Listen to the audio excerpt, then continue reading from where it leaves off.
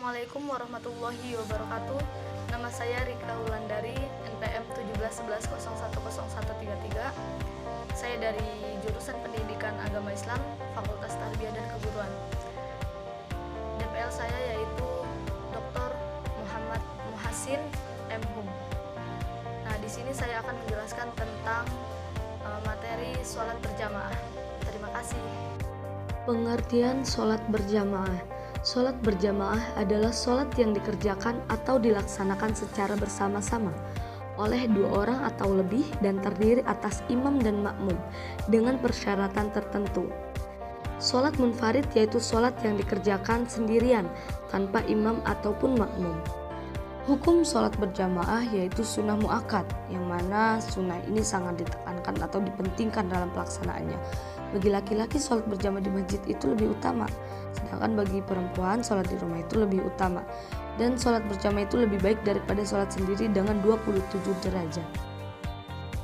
Sabda Rasulullah Shallallahu Alaihi Wasallam, "An Ibni Umar qala Rasulullah Shallallahu Alaihi Wasallam, Salatul jama'ati tafdulu ala salatil fadhi bi 27 darajah." Hadis riwayat Bukhari wa Muslim. Adapun syarat-syarat sholat berjamaah. Sholat berjamaah sah apabila memenuhi isyarat sebagai berikut. Yang pertama, ada imam dan makmum. Yang kedua, makmum berniat untuk mengikuti imam. Yang ketiga, sholat dikerjakan dalam satu majelis. Yang keempat, sholat makmum sesuai dengan sholatnya imam. Syarat menjadi imam yang pertama, seorang laki-laki bila makmum laki-laki atau perempuan, boleh imam perempuan asal makmumnya perempuan semua. Yang kedua, balik atau berakal sehat. Yang ketiga, fasih membaca Al-Quran dan cukup mempunyai hafalan. Yang keempat, mempunyai ilmu agama yang memadai dan tahu tentang tata cara sholat berjamaah. Yang kelima, lebih tua umurnya.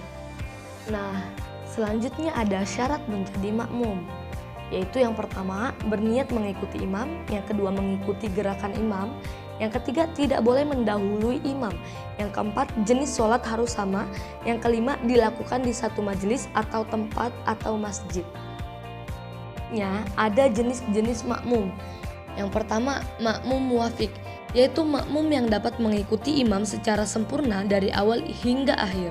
Yang kedua, makmum masbu', yaitu makmum yang datangnya terlambat sementara imam sudah melakukan sebagian rukun sholat, seperti sesudah imam membaca Al-Fatihah ataupun tertinggal rakaat.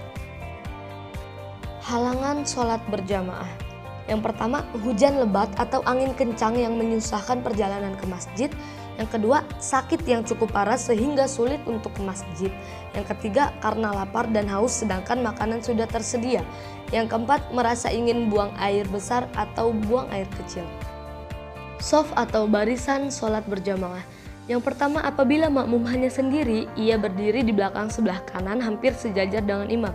Yang kedua, apabila lebih dari seorang, maka berdiri di belakang imam seimbang barisan kanan kiri. Yang ketiga, apabila terdiri dari jamaah laki-laki dan perempuan urutannya. Tata cara sholat berjamaah.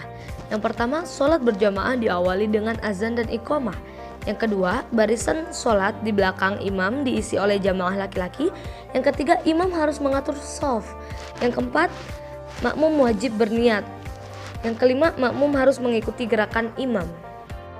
Hikmah sholat berjamaah yaitu yang pertama, memelihara dan meningkatkan takwa kepada Allah Subhanahu wa Ta'ala. Yang kedua, lebih khusyuk dan sempurna dalam sholat.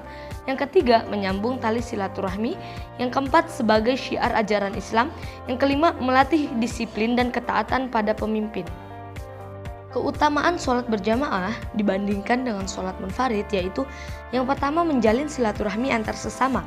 Yang kedua, mengajarkan hidup disiplin, saling mencintai dan menghargai. Yang ketiga, menjaga persatuan, kesatuan dan kebersamaan. Yang keempat, menghindari sifat egois. Yang kelima, mengajarkan kepatuhan seorang muslim. Oke semuanya, semoga bermanfaat.